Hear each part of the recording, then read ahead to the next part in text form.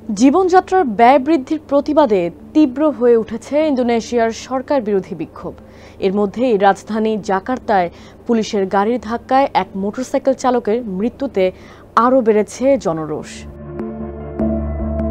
এই রোষের লাগাম টেনে ধরতে ২৯ আগস্ট রেকর্ড করা এক ভিডিও ভাষণে সরকারের উপর আস্থা রাখার আহ্বান জানিয়েছেন প্রেসিডেন্ট প্রাবোও সুবিয়ান্তো। তবে এতেও শান্ত হয়নি বিক্ষুব্ধরা। বৃষ্টি উপেক্ষা করে প্রতিবাদ চালিয়ে যাচ্ছেন তারা। ক্ষুব্ধ জনতা গুলি চালিয়েছে পুলিশ মোবাইল ব্রিগেডের সদর দপ্তরে। আগুন দিয়েছে মধ্য জাকার্তার একটি ৫ তলা ভবনেও।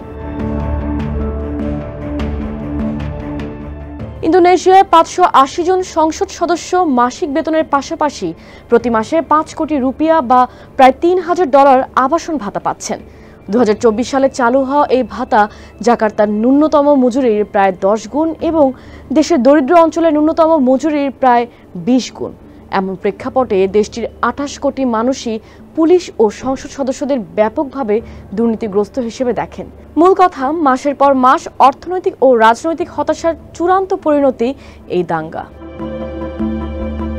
আন্দোলনের সংগঠকদের অন্যতম গেজায়ান মেমাঙ্গিল বলেন, সংসদ সদস্যদের বেতন কমানোর দাবি জানাচ্ছিলেন বিক্ষোভকারীরা, কারণ তারা অভিজাত দুর্নীতিগ্রস্ত। বিক্ষোভকারীরা জানায়, অসহনীয় কর এবং মুদ্রাস্ফীতি দেশের জনগণের জীবনযাত্রাকে অসহনীয় করে তুলেছে। এ কারণে মুদ্রাস্ফীতির সঙ্গে সামঞ্জস্য রেখে দেশের শ্রমজীবী মানুষের ন্যূনতম মজুরি বাড়ানো হোক। গত বছরের অক্টোবরে ক্ষমতায় আসা প্রেসিডেন্ট প্রাবোও একজন সাবেক সামরিক জেনারেল। ৫ বছরের মধ্যে অর্থনৈতিক প্রবৃদ্ধি ৮% নেওয়ার পাশাপাশি দক্ষিণ পূর্ব এশিয়ার বৃহত্তম অর্থনীতিকে বিনিয়োগের জন্য আকর্ষণীয় করে তোলার প্রতিশ্রুতি দিয়ে ক্ষমতায় এসেছিলেন তিনি। পর্যবেক্ষকরা অবশ্য এই প্রতিশ্রুতিকে অতি উচ্চাভিলাষী বলে উড়িয়ে দিয়েছেন। একই সঙ্গে এই অনিশ্চয়তাকে আরও বাড়িয়ে দিয়েছে ডোনাল্ড ট্রাম্পের শুল্ক আরোপ। ২৫ আগস্ট ইন্দোনেশিয়ায় দেশজুড়ে শুরু হয় ব্যাপক বিক্ষোভ। এদিন কালো পোশাকে বিক্ষোভকারীরা ইন্দোনেশিয়ার সংসদ ভবনে ঢোকার চেষ্টা করে। তাদের ঠেকাতে মোতায়েন হয় দাঙ্গা পুলিশ। সেদিন তাদের উপরও হামলা চালায় বিক্ষুব্ধরা। ২৮ আগস্ট থেকে পরিস্থিতি উত্তাল হয়ে ওঠে।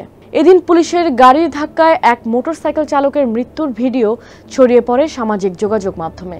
এতে নিরাপত্তা বাহিনীর বিরুদ্ধে আরও আক্রমণাত্মক হয়ে ওঠে সাধারণ মানুষ।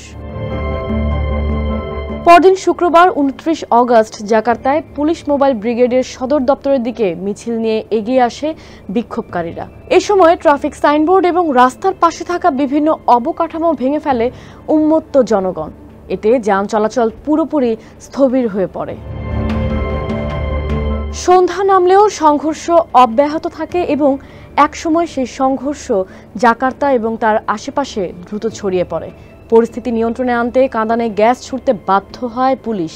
তারপরও ছত্রভঙ্গ করা যায়নি বিক্ষোভকারীদের। প্রতিবাদ ছড়িয়ে পড়ে সুরাবায়া, সোলো, জোকার্তা, মেদান, মাকাসার, মানাদো, বান্দুং, মানোকওয়ারি সহ প্রত্যেকটি বড় বড় শহরে।